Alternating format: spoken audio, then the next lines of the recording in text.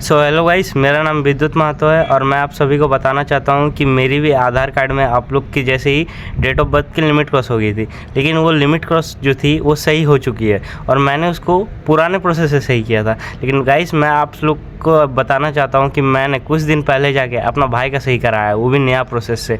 तो गाइस मैं आप लोग सभी को जो जो स्टेप बताऊँगा वो सब हो सकेगा तो कहीं पर लिख लीजिए, वरना ध्यान से सुनिए और याद रखिएगा। और गाइस मैं ये बताना चाहता हूँ कि जो लिमिट क्रॉस वाली परेशानी है ये बहुत ज़्यादा ही बढ़ रही है। मैंने देख रहा हूँ कि मैंने जो 1 महीना पहले जो वीडियो डाली थी उसमें आज तक भी कमेंट आते हैं कि आपका कैसे सही हुआ, आपने कैसे सही करवाया। तो गाइस मैं आपको बताना चाहता हूँ कि मेरी DOB लिमिट क्रॉस जो है ये एक बहुत बड़ी परेशानी है, लेकिन हर परेशानी का एक हल होता है और आप लोग अगर उसको सब अच्छे से करेंगे, जो जो मैं बताऊंगा स्टेप सबको वो सब अच्छे से फॉलो कीजिएगा। छोटी से छोटी भी गलती मत कीजिएगा, क्योंकि छोटी से भी छोटी गलती भी आपका जो आधार कार्ड में है वो रिजेक्ट करा सकते हैं, उसको अपडेट कम सक्सेसफुली करने नहीं दे सकता है। इसीलिए गाइस मैं अभी आपको बताने जा रहा हूँ कि सबसे पहले क्या क्या करना है।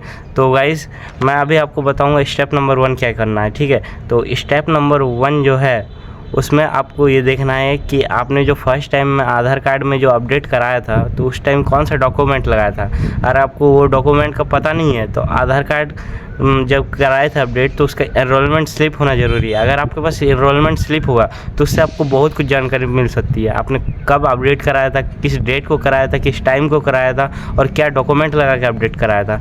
और गाइस मैं आपको सभी का हल बताने वाला हूँ कि अगर आपका फेक डॉक्यूमेंट से अपडेट कराए थे, कोई फ्रॉड डॉक्यूमेंट से अपडेट कराए थे या फिर कोई वैलिड डॉक्यूमेंट से अपडेट कराए थे, उस सब का सोल्यूशन आ गया है। मैं बता रहा हूँ, आप ध्यान से सुनिएगा वीडियो को, ठीक है। सबसे पहले अगर मैं बात करूँ तो आपको सबसे पहले आपको फर्स्ट टाइम जो डॉक्यूमेंट लगा के अपडेट किए थे उसको जानना है। अगर एनरोलमेंट स्लिप मिल जाएगी तो और बढ़िया है, नहीं तो अगर आपको नहीं पता कि आपने कौन सा डॉक्यूमेंट लगा के अपडेट कराया था तो उसको फिर छोड़ दीजिए। आपको अपना आधार का मैं आपको यहाँ पर दिखा दूँगा कैसे करना है। आपको अपने आधार के वेबसाइट में जाना है, वहाँ पर लॉगिन करना है। लॉगिन करने के बाद आपको आधार अपडेट हिस्ट्री में जाना है। अपडेट हिस्ट्री में जाके आप देख सकते हैं कि आपको कब अपडेट कराए थे और उसमें क्या क्या कितना डेट में कराए थे, कितना टाइम में कराए थे। और अगर आपको डॉक्यूमेंट का अगर सही से पता चल गया होगा, अगर आपको पता ही नहीं चल रहा है कि मैंने कौन सा डॉक्यूमेंट लगाया था, तो आप ऐसे ही अपने फाइल में या कहीं पे भी देखिएगा कि आपको उसी डेट ऑफ बर्थ का कोई अलग डॉक्यूमेंट होगा, तो 90% चांस हो सकता है कि आप वही डॉक्यूमेंट लगा के अपडेट कराए थे। और लेकिन अगर आपको ये सब में अगर आपको पता है कि आपने कौन सा डॉक्यूमेंट लगाया था तो सही बात है। तो अगर आपको पता चल गया कि मैंने कौन सा डॉक्यूमेंट लगाया था या कोई भी फेक डॉक्यूमेंट लगाया था, या जैसे बहुत जन बोलते हैं फेक बर्थ सर्टिफिकेट, तो फेक बर्थ सर्टिफिकेट या भी कोई भी डॉक्यूमेंट लगाया हो तो उसके लिए आपको एनेक्सर 1A या फिर सिर्फ 1 को फिल करना है। तो काफ़ी लोग ये भी पूछते हैं कि एनेक्सर जो है 1A और 1 में क्या डिफरेंस है। तो मैं बताना चाहता हूँ कि एनेक्सर 1 जो होता है वो मतलब 18+ वालों के लिए होता है। 18 जिनकी एज 18 से ज़्यादा होती है, बड़े लोग, उनके लिए एनेक्सर 1 का यूज़ किया जाता है। और जो भी माइनर्स होते हैं, जैसे जिनकी भी एज 18 से छोटी होती है, तो वो एनेक्सर 1A का यूज़ करता है। फिर आपको यही मेरा पहला स्टेप था कि सबसे पहले आपको डॉक्यूमेंट को जानना है कि फ़र्स्ट टाइम कौन से डॉक्यूमेंट लगाए थे। उसके बाद आपको एक प्रॉपर एनेक्सर को सिलेक्ट करना है। आप जैसे ही अगर पता चल गया कि आपने कोई डॉक्यूमेंट लगा के अपडेट कराया था या कोई फेक बर्थ सर्टिफिकेट से अपडेट कराया था, तो आपको 1 को लेना है, एनेक्सर 1 अगर आप सीनियर है तो, और अगर आप माइनर है 18 से कम एज है तो 1A का यूज़ करना है। उसके बाद मैं आपको बताना चाहता हूँ, सब होने के बाद अब आपको स्टेप नंबर 2 बताऊँगा। स्टेप नंबर 1 वो यही था कि आपको सबसे पहले डॉक्यूमेंट जानना है और आपको कौन सा एनेक्सर आपके लिए सूटेबल है उसको लगाना है। और अब सेकेंड नंबर में बताने वाला हूँ, सेकेंड नंबर का स्टेप, उसमें आपको ये देखना है कि आपको जो आपने जो एनेक्सर फिलअप कर लिया, भर लिया होगा, तो उसको मिनिमम स्टैम्प वैल्यू से देना पड़ेगा, वो भी 10 रुपये का। मिनिमम स्टैम्प वैल्यू उसमें 10 रुपये की लगाना होगा और उसके साथ एक नोटरी करानी होगा।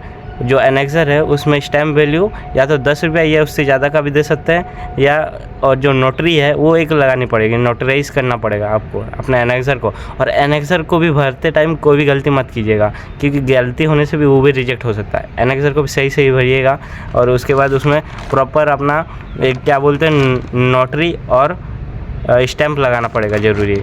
उसके बाद स्टेप नंबर 3 मैं बता रहा हूँ। स्टेप नंबर 3 है, आपको अपने नज़दीकी आधार सेवा केंद्र जाना है। अब बहुत लोग पूछेंगे कि आधार सेवा केंद्र ही क्यों, हमें तो रीजनल ऑफिस जाना है। लेकिन गाइस ऐसा नहीं है, आप अपने नज़दीकी कोई भी आधार सेवा केंद्र से जा सकते हैं। रीजनल ऑफिस आप तब जाएंगे जब आपको डायरेक्ट वहाँ से बोला जाएगा कि आपको रीजनल ऑफिस जाना है मैनुअल वेरिफिकेशन के लिए।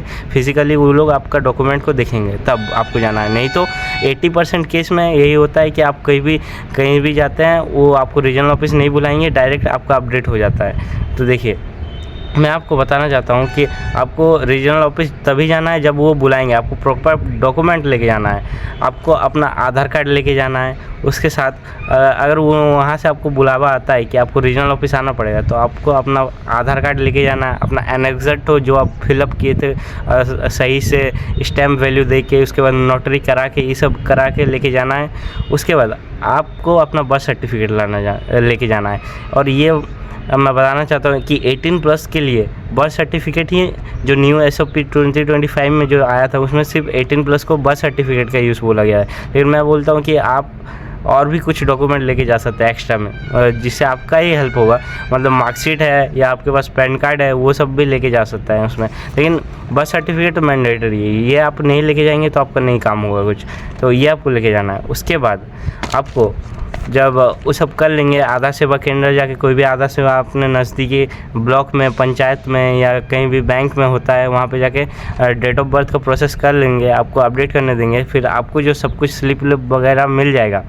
उसके बाद आपको घर आना है, आराम से घर आना है। फिर घर आके मैं यहाँ पे एक दे दूँगा help@uidai.gov.in, इस पर आपको मेल करना है। मेल करने के बाद आपको सब अच्छे से बताना है कि क्या कैसे वजह से गलती हुई मेरी, क्या क्या मेरी गलती थी, मतलब किस कारण से हुई। और आपको ये भी बताना है कि उसमें आपको अपना कॉन्टैक्ट नंबर देना है, क्योंकि गाइस मैंने ये देखा है कि मतलब जो कॉन्टैक्ट नंबर का यूज़ है वो रीजनल ऑफिस वाले भी आपको कभी कभार कॉल कर सकते हैं। ऐसा नहीं, मतलब बहुत कम केसेस में होता है, लेकिन कोई भी केस में होता है कि आपको डायरेक्ट रीजनल ऑफिस से कॉल आता है। तो मैं बताना चाहता हूँ, साथ ही यहाँ पे आपको एक लिंक दे रहा हूँ, जिसमें आप अपना जो है, यहाँ पे मैं आपको एक लिंक दे दूँगा जहाँ पे आपको अपने स्टेट का या जहाँ से भी है वहाँ का रीजनल ऑफिस का ईमेल आईडी मिल जाएगा। और ये गाइस बहुत ज़्यादा इंपॉर्टेंट है, आपको जो CC और BCC में है वहाँ पे आपको अपने रीजनल ऑफिस का ईमेल आईडी को वहाँ पे मेंशन करना होगा, ताकि रीजनल ऑफिस से भी बहुत ज़्यादा हेल्प मिल जाएगी। आपको BCC और CC में वहाँ पे अपने रीजनल ऑफिस का ईमेल आईडी को मेंशन करना है। और आपने कॉन्टैक्ट नंबर को भी वहाँ पे ज़रूर देना है, जो ईमेल होगा उसमें अपना कॉन्टैक्ट नंबर भी दीजिएगा। ये कॉन्टैक्ट नंबर देने से वहाँ पे जो रीजनल ऑफिस है वहाँ से आपको कॉल आ सकता है। और अगर आप मेल करने के बाद आपका मेल का जो रिस्पांस है वो 1 वीक के अंदर मिल जाएगा। 1 वीक के अंदर मिलने के बाद अब आपको क्या करना है, अब जो रिजोल्यूशन में जो लिखा आएगा वही आपको फॉलो करना है। देखिए, अगर आपका सब कुछ सही डॉक्यूमेंट लगा के आप मेल या जब आधार कार्ड अपडेट करनी है, तो सारा डॉक्यूमेंट सब कुछ सही होगा, तो आपको एक ऐसा वाला रिजोल्यूशन आएगा। मैं यहाँ पे स्क्रीन पे अटैच कर दे रहा हूँ, ऐसा वाला रिजोल्यूशन आएगा आपके पास, और आपका अपडेट होने का चांस बहुत ज़्यादा हाई बढ़ जाएगा उसमें, अगर आपने सारा डॉक्यूमेंट सही वैलिड लगाया हुआ तब। और अगर आपने कोई भी एनेक्सर में भरते टाइम कोई गलती की होगी या फिर कोई गलत डॉक्यूमेंट लगा दी होगी, तो मेल का रिस्पांस पे वो भी आ जाएगा कि आपने ये डॉक्यूमेंट में गलती की है और ये एनेक्सर में गलती फिल की है, तो वो भी आपका मेल में आ जाएगा, ठीक है। और अगर आपको कोई भी कन्फ्यूज़न है कि मैंने फ़र्स्ट टाइम कौन से डॉक्यूमेंट से अपडेट कराया था, तो आपको अपने एनेक्सर में क्या भरना है पता है? आपको अपने एनेक्सर में भरना है वहाँ पे नॉट अवेलेबल या फॉरगेटेबल डॉक्यूमेंट, ऐसा लिख देना है। या फिर आपको अगर कोई लगता है कि आपने फेक बर्थ सर्टिफिकेट का यूज़ किया था, तो वहाँ पे आप फिर बर्थ सर्टिफिकेट भी लिख सकते हैं। तो गाइज़, मैं आपको बस यही बताना चाहता था कि आपको इस सब के लिए ज़्यादा टेंशन नहीं लेना है। अगर मैं बोल रहा हूँ कि अगर आप सारे काम को अच्छे से करेंगे, सब प्रोसेस को सही से करेंगे, एक एक स्टेप को अच्छे से करेंगे, तो आपका ज़रूर सही होगा। तो तब तक के लिए बस इतना ही। जय हिंद, जय भारत। और आप अगर चैनल पर नहीं आए हैं तो सब्सक्राइब कर दीजिएगा गाइज़।